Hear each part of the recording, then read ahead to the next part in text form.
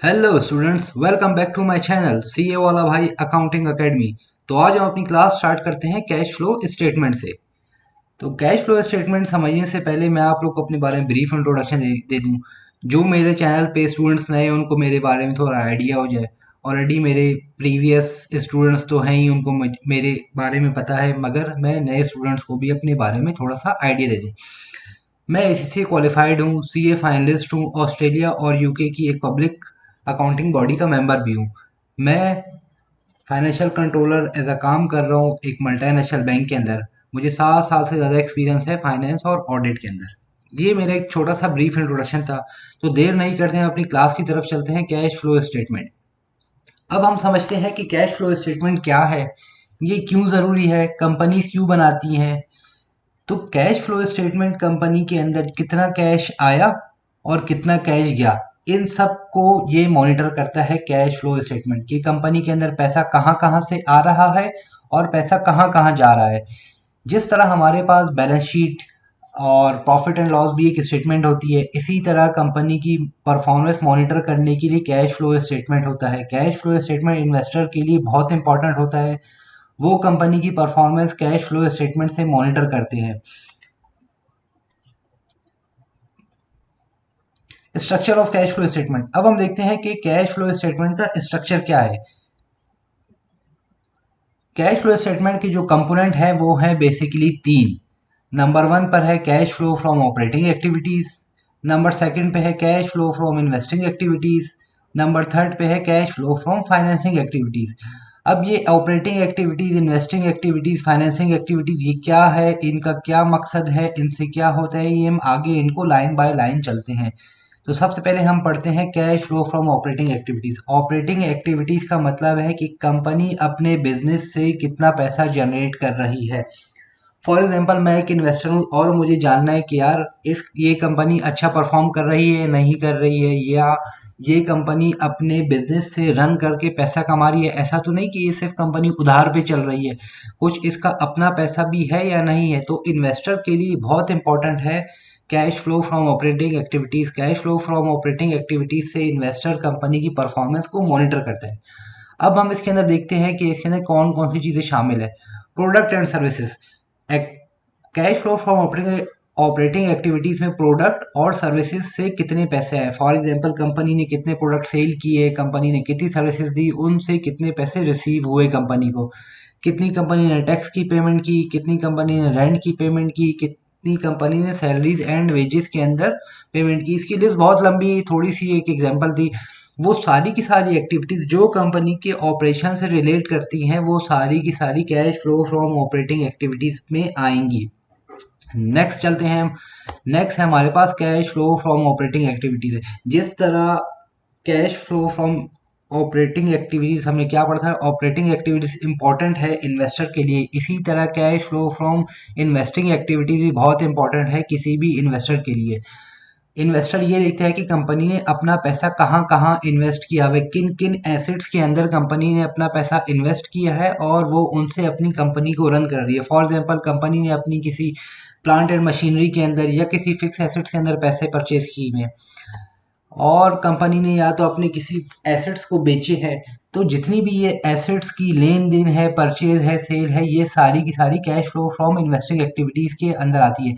अब for example, कोई एक कंपनी है, उसने अपने सारे प्लांट, सारे एसेट सेल कर दिए, तो एज अ इन्वेस्टर मैं तो ये सोचूंगा ना कि यार इसने तो अपने सारे प्लांट, सारे एसेट सेल कर दिए और परचेज इसने कुछ किए नहीं, तो फ्यूचर में क्या चलेंगी। तो एज अ इन्वेस्टर मैं इसमें इन्वेस्ट नहीं करूंगा, क्योंकि मैं देख रहा हूँ कि यार इसने तो कोई इन्वेस्ट ही नहीं किया जिससे अपनी फैक्ट्री करेंगे। हाँ, एक और कंपनी है, कंपनी बी, उसने फिक्स एसेट्स के अंदर एक अच्छी खासी अमाउंट इन्वेस्ट की है, फॉर एग्जांपल 100 मिलियन, 200 मिलियन। तो मुझे पता है कि यार इसके फ्यूचर अच्छे हैं, ये कंपनी अपने पैसे इन्वेस्ट कर रही है अपने बिजनेस को ग्रो करने के लिए। तो cash flow from operating activities के अंदर वो सारी इन्वेस्टमेंट आएगी जो कंपनी ने अपने फिक्स एसेट्स के अंदर की हुई है, या तो उनको परचेज करके किया हुआ है या उनको सेल करके किया हुआ है। तो ये हमारा cash flow from investing activities है। नेक्स्ट की तरफ हम चलते हैं, cash flow from financing activities. Cash flow from financing activities investor को ये शो करता है कि कंपनी अपने पैसे मतलब शेयर होल्डर से पैसे रिसीव कर रही है या कंपनी किसी बैंक या किसी बोरोवर से उधार लेके चल रही है, तो इसके कंपोनेंट हैं issuance of shares. Financing activity आपको बताएगा कि ड्यूरिंग देयर कंपनी ने कितने शेयर्स इशू किए, और एज ए इन्वेस्टर वो आपको हेल्प करेगा और आप चेक कर सकेंगे कि यार मैं इसमें फर्दर पैसा इन्वेस्ट करूं, क्योंकि कंपनी तो ऑलरेडी इशू कर रही है शेयर और दूसरे नए नए पार्टनर बना रही है, अपने शेयर होल्डर बना रही है। सेकंड है borrowed money. Borrowed money investor को ये शो करेगा करेगा कि यार किसी भी कंपनी में जो फाइनेंसिंग एक्टिविटीज है उसके अंदर अगर कंपनी ने बैंक से कोई लोन लिया है, तो इन्वेस्टर पर्सपेक्टिव के लिए मेरे लिए बहुत इंपॉर्टेंट है कि जो बोरोड मनी है वो कितना है और कहाँ है। तो ये बोरोड मनी भी cash flow from financing activities में आएगा। सेकंड है डिविडेंड पेड। कंपनी ने जो शेयर इशू किए, जाहिर है उस पर डिविडेंड भी पे की रहेगी, तो वो भी फाइनेंसिंग एक्टिविटी के अंदर आएगा। जो नेक्स्ट है वो है इंटरेस्ट पेड। ये मैं आपके सामने जितनी भी हाईलाइट कर रहा हूँ ये सारी एग्जांपल है, ये कोई इसकी एक्सक्लूसिव लिस्ट नहीं है, इसके अलावा भी इसमें और चीज़ें आ सकती है। बस आप ये कॉन्सेप्ट याद रखें कि cash flow from operating activities जो होगा वो कंपनी के बिजनेस से जितना रन किया होगा पैसा उसको शो करेगा। Cash flow from investing activities में वो ये शो करेगा कि कंपनी ने पैसा कहाँ कहाँ इन्वेस्ट किया हुआ है। और cash flow from financing activities में ये शो करेगा कि कंपनी ने जो पैसा शेयर्स में या कंपनी ने जो पैसा फिक्स एसेट्स में लगाया है वो कंपनी ने पैसा कहाँ से लिया है। या तो वो कंपनी का खुद का पैसा होगा, या तो किसी शेयर होल्डर का पैसा होगा, या तो कंपनी ने वो पैसा किसी बैंक से बोरो किया होगा, तो वो cash flow from financing activities में आ जाएगा। अच्छा, अब इसके हम चलते हैं मेथड की तरफ कि कैश फ्लो किस तरीके से कैलकुलेट होता है। इसके टू मेथड्स हैं।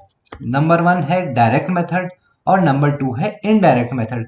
डायरेक्ट मेथड में सिर्फ लेन देन होती है कि कैश कितना आया और कैश कितना गया, ये कैश बताता है। इनडायरेक्ट मेथड में आपको कैश से नहीं स्टार्ट करना है, आपको इनडायरेक्ट मेथड में जो आपकी कैलकुलेशन स्टार्ट होगी वो प्रॉफिट से होगी।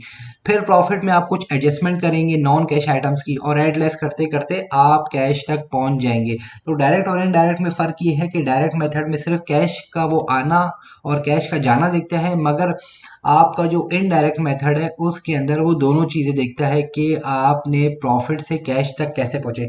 इंशाल्लाह मैं अगली क्लास में हम इसके क्वेश्चन भी करेंगे तो आपको वहाँ ज़्यादा क्लियर हो जाएगा कि डायरेक्ट मेथड क्या है और इनडायरेक्ट मेथड क्या है। पाकिस्तान में और पूरी दुनिया में ज़्यादातर जो मेथड यूज़ हो रहा है वो कंपनीज इनडायरेक्ट मेथड यूज़ कर रही है। डायरेक्ट मेथड मुश्किल भी होता है और उसको अच्छी तरीके से लोग फॉलो भी नहीं करते, तो 99% केसेस में जो मेथड फॉलो हो रहा है वो इनडायरेक्ट मेथड हो रहा है, और आपके पेपर में भी इनडायरेक्ट मेथड ही आएगा। अब हम इसका फॉर्मेट देख लेते हैं। ये कैश फ्लो फॉर्मेट है इनडायरेक्ट मेथड का। अच्छा, ये स्टार्ट होगा cash flow from operating activity, इसकी हेडिंग आ जाएगी। फिर आप लिखेंगे नेट प्रॉफिट बिफोर टैक्स, जो कंपनी का नेट प्रॉफिट होगा या जो लॉस होगा बिफोर टैक्स वो आप लिख लेंगे। फिर आप उसमें कुछ एडजस्टमेंट करेंगे नॉन कैश आइटम की, जैसे डेप्रिसिएशन हो गई, अमोर्टाइजेशन हो गई, इंटरेस्ट एक्सपेंस हो गया, इस तरह की आप नॉन कैश आइटम की एडजस्टमेंट करेंगे। Gain on sale on disposal of fix assets. इसके बाद फिर आप अकाउंट फॉर करेंगे आपकी बैलेंस शीट के आइटम की, कितना इन्वेंट्री आपके बढ़ रहे हैं, कितने रिसीवेबल बढ़ रहे हैं, कितने पेबल्स बढ़ रहे हैं। उसके बाद फिर आप लेस करेंगे टैक्स पेड। फिर उसके बाद इन सब को एड लेस करने के बाद जो अमाउंट आएगी वो आएगी cash generated from operating activities. ये हमारा एक कंपोनेंट हो गया, इसका ये फॉर्मेट है। स्क्रीन पॉज करके इसको फॉर्मेट आप लोग नोट कर लीजिएगा। अब हम चलते हैं cash flow from investing activities में। इन्वेस्टिंग एक्टिविटीज़ में मैंने कितने फिक्स एसेट्स परचेज किए, कितने सेल की, कितनी ज़मीन खरीदी, कितनी बेची, तो ये सारा ऐड लेस करके जो पैसा मेरे पास आएगा वो net cash generated from investing activities है। नेक्स्ट चलते हैं हम cash flow from financing activities में। फाइनेंसिंग एक्टिविटीज़ में आपको बताएगा कि आपने कितने शेयर्स इशू किए, कितने पैसे आपने उधार पे लिए, कितने पैसे आपने इंटरेस्ट में पे किए और कितना आपने डिविडेंड रिसीव किया।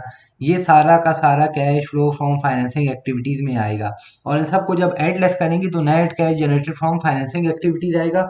फिर अब तीनों का जो आंसर है, cash flow from financing activity, cash flow from investing activities और cash flow from operating activities, तीनों को जब आप ऐड लेस करेंगे तो आपके पास जो अमाउंट आएगी वो आप का कैश एंड कैश इक्विवेलेंट से मैच करना चाहिए, वो होता है आपका क्लोजिंग बैलेंस।